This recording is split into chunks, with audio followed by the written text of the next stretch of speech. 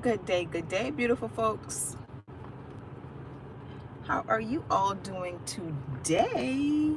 I hope you're doing well. I hope that you had a wonderful weekend. Um, it's a beautiful day for the most part, kind of humid, but hey, still grateful. So, cursing your enemies righteously. Righteously cursing your enemies. Is there such thing? I believe there is. Because there's a time to unalive, a time to be born, a time for everything, right? So I'm going to explain to you all what I'm talking about. Unfortunately, a lot of us, especially in Christianity, have been brainwashed with the turn the other cheek, um, love those who despitefully use you, curse you, abuse you, and all of these other things, right? Those scriptures have been used out of context to definitely take advantage of certain people. So I want to refer to King David in this particular video because, as you can see, the king thumbnail on the opening of this video, and he's exclamating superlatives or just curse words or profanity or whatever the case may be, whatever. But I am not talking about cursing our enemies with the current and modern words that we think of when we think of cursing someone, or the four-letter words and things like that. I'm not talking about that type of cursing. I'm talking about from the soul, foundational, righteous cursing, like cursing that will change the projection of one's life. That type of cursing. The type of cursing when your elders would tell you, don't put mouth on people, or stop bad mouthing people, or don't bad mouth anybody. That means you're speaking negatively over them, because even our elders, our ancestors, knew the power of the tongue. All right, and the power that we have in the words that come out of our hearts and our minds. So King David, in the book of Psalms, right? He's talking about people that are coming after him for absolutely no reason. They are bothering this man. They are tormenting this man for no reason. So they are truly his enemies. And I'm going to go through a little later, and I'm going to decipher between the people that you should turn the other cheek to versus people that are truly your enemy and trying to end you. Okay, so he asked for his enemies to be cut off, to be cut out. He asked for the children of his enemies to be fatherless. He called for the children of his enemies to have to beg for food. So this is the type of righteous cursing that I'm talking about, all right? And people will try to tell you that are in Christianity or in religion and faith and things like that. They'll tell you, oh, you're not supposed to talk down. You're not supposed to wish badly upon anybody. And that's not true. You have King David here in the book of Psalms calling for the end of his enemies, okay? So for people to tell you, oh, you're supposed to love everybody, you're supposed to, love people that are harming your kids and depriving you of food and fresh air and just the freedom to live. No, they were totally taking some of those scriptures out of context. Now, the Bible, in essence, it says that the enemy of God's people are literally the enemy of God. And the Bible from the beginning to the end is talking about Israelites, all right? So we can debate that, but it's really not a debate, it's a fact. So if Israel was the apple of God's eye, and you are messing with Israel or the apple of God's eye, you have a problem. And that's what David is saying. He's saying he has enemies, people coming against him, other kingdoms and whatnot, that are just tormenting him, and he hadn't even done anything to them. All right. So he's also calling for their generations to end. So he's saying that he hopes that they don't even get to have any more offspring. He's calling for his enemies to be removed from the face of the earth. All right. And this is David, King David, a man after God's own heart. All right. And so these things are actually in the Bible, and people skip over this. All right, because they always tell you to forgive and forget, get over it, turn the other cheek, and all of these other things. But this is a man, a true example right here of a man that is calling for the demise of his enemies. Okay.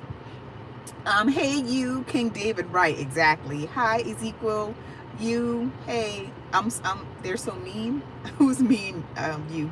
If you're still here, you said they're so mean, but I don't know who you're talking about. But King David is not saying he was going to do these things. He was calling upon his higher power to do these things. And I don't know if any of you are knowledgeable, but your enemy can be eaten from the inside out. Most of the time, if you just sit back long enough, if you call certain things out into fruition, you can just sit back and watch their demise. You won't even have to lift a finger. And that is what King David is calling for. He's calling for God to remove his enemies, to cast down his enemies, to get rid of his enemies. Okay? So with all of that being said, also in Psalm 55, his enemy is oppressing him. And you have lots and lots of different demographics and groups of people in the world that are literally being oppressed and suppressed and depressed just because people are after whatever resources that they have on their land or that is in their possession, right? So why can't we and why don't we curse our oppressors anymore? And most of us are Bible believers, and the Bible actually gives example of people oppressing or condemning, cursing their oppressors. So why have we gotten out of that? And personally, I feel that we should get back to cursing our oppressors and our enemies. Again, I'm not talking about four-letter words. I'm talking about a true speaking out, casting down, removal of, and petitioning of our higher power to remove our enemies, to get them out of our way, without us even having to lift a finger. Okay, that's what I'm talking about.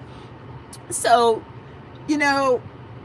I told you all I was going to distinguish what the difference is between an enemy in the Bible versus your brother and sister who you're supposed to turn the other cheek to. Again, so the Bible is addressed to Israelites. When it is talking about turn the other cheek, it is talking about fellow Israelites. If you're referencing the Bible, it's talking about blood, family, and people. If your brother is doing you wrong, a literal brother or family member, that you are to turn the other cheek to them and forgive them. It is not talking about people totally unrelated to you that you don't know, other nations, other kingdoms that are truly calling for your demise. It is not telling you to love those people. Okay? So you have to read the Bible in context, and that's the issue. The Bible has been taken so far out of context that people don't even know who or what it's even talking about. So again, David asked for God to confuse his enemies, okay? He asked for God to get rid of them and for their affliction. Yes, he did. He called for those things. So I don't know either if a lot of people know that there's a time for war. There's a time to love. There's a time to be born, and there's a time to die. There's a time for everything. And in Psalm 144:1, it says that, blessed be the God that teaches my hands to war and teaches my fingers to fight. Because there's a time for everything. You're not supposed to always just lay down and take it. Sometimes you have to stand up, you have to speak up, you have to speak out, and you have to call for the condemnation and the demise of your enemies. Okay? And stop letting people tell you that it's not okay. It is absolutely okay. There is life and death in the power of the tongue. There is the power of the removal of your enemies in the power of your tongue. All right? So, again,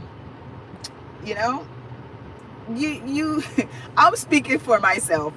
I have started calling for the removal of my enemies, however the Most High may see that or deem that fit to be, Because if they don't mean me, my family, my lineage any good, why am I praying for the best for them again? If they have shown me continuously, time after time, that they don't mean us any good and that they mean us harm, why are we continuously praying for these people? Why do we want the best for these people?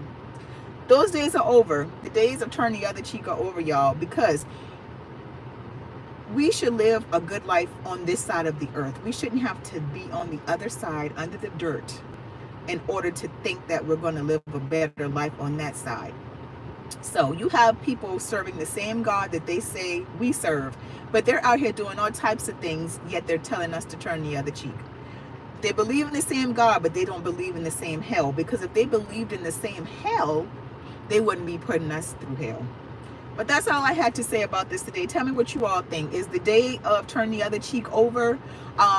What do you do concerning your enemies? Do you still live under the same belief of forgiving and loving your enemies? And I'm not talking about just people, your kinfolk that look like you. I'm talking about people who are not you, that truly mean for your demise. All right? And try to oppress and suppress your positive and your good living on this side of the earth. Let me know what you all think. Mr. Cheese, the problem is people are their own worst enemy more often than not. Yes, that's true, but I'm not talking about that. See, that's the part that talks about family or even yourself. Sometimes you can be your own worst enemy, but I'm not talking about yourself or your true blood family. I am talking about people that are truly, truly, truly enemies, and loving and forgiving them. That's what I'm talking about. But yeah, if you all come on this and watch this live after I leave, please leave your questions, your comments, and concerns.